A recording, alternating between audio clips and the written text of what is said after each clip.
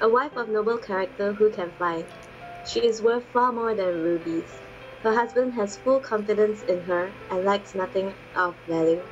She brings him good, not harm, all the days of her life. She selects wool and flax and works with eager hands. She is like the merchant ship, bringing her food from afar. She gets up while it is still dark. She provides food for her family and portions for her servant girls. She considers the field and buys it. Out of her earnings, she plants a vineyard. She sets about her work vigorously. Her arms are strong for her task.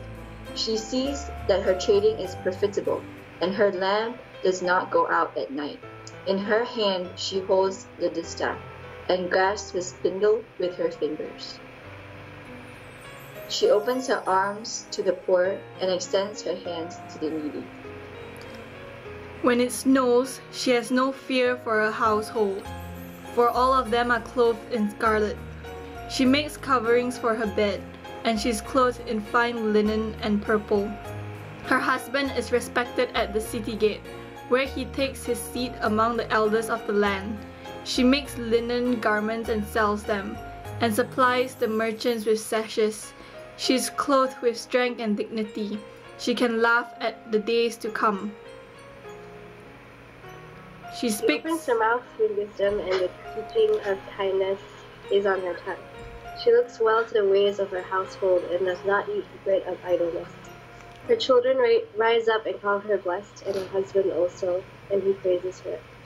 Many women have done excellently, but you surpass them all. Charm is deceitful and beauty is vain, but a woman who fears the Lord is to be praised. Give her of the fruit of her hands, and let her works praise her in the gates.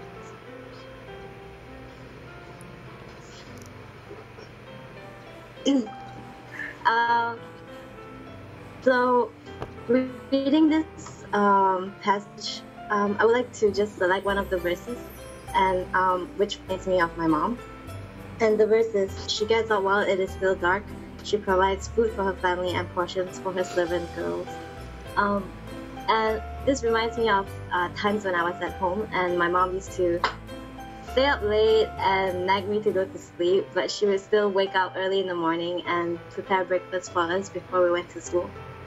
So I really miss little things like that, like my mom taking care of us and just like fussing over what to buy for lunch or what to cook for dinner. And I think my mom is really very noble. She has done this for years and years, and it's really, really good. And And Mom, I want to dedicate this verse to you, verse 17. And it says, she sets about her work vigorously. Her arms are strong for her task. And even though you are getting a little older, there is no doubt that you are still strong. And I remember people always telling me stories of how you would do a lot in school, carrying tables and chairs. And even when you came to Minneapolis to help Kiman move, you were the one who was very strong and did a lot of the things. So just want to thank you that you don't let your age or anything stop you from just being a hard worker. And also want to dedicate verse 20. It says, she opens her arms to the poor and extends her hands to the needy. And I'm always grateful for opening our house to people and teaching me what it means to be hospitable to the people around us. For me, Mom, I would like to dedicate this verse 26 and 27 to you. She speaks with wisdom, and faithful instruction is on her tongue.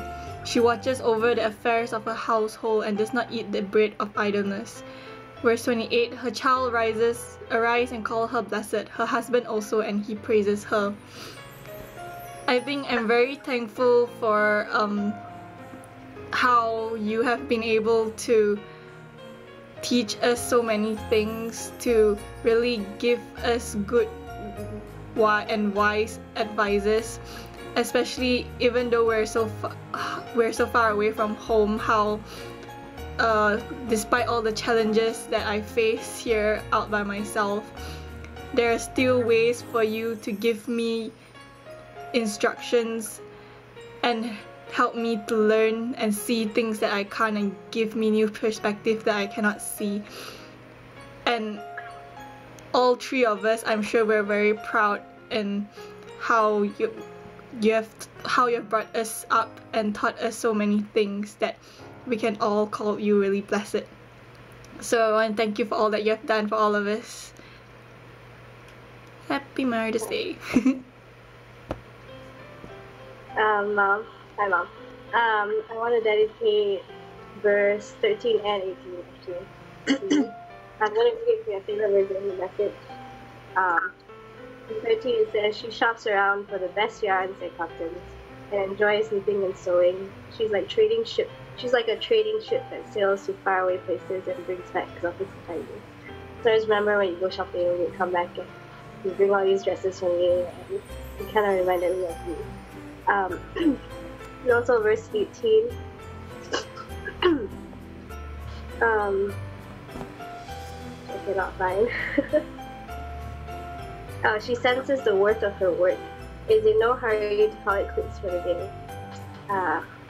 So I always remember you coming home from work and still going on and talking about work, telling me all the things you had to do. I realized growing up that you were very busy. You always made time to eat dinner with the family and talk to us and mentors, talk to me about educating students and teaching, which is what I'm doing right now.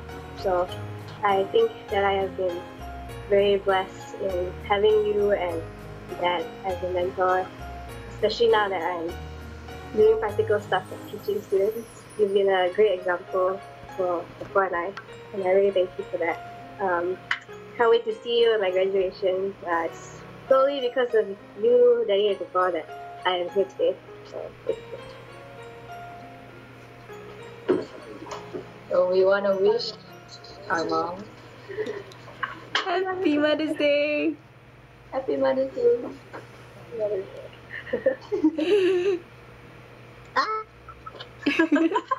Day.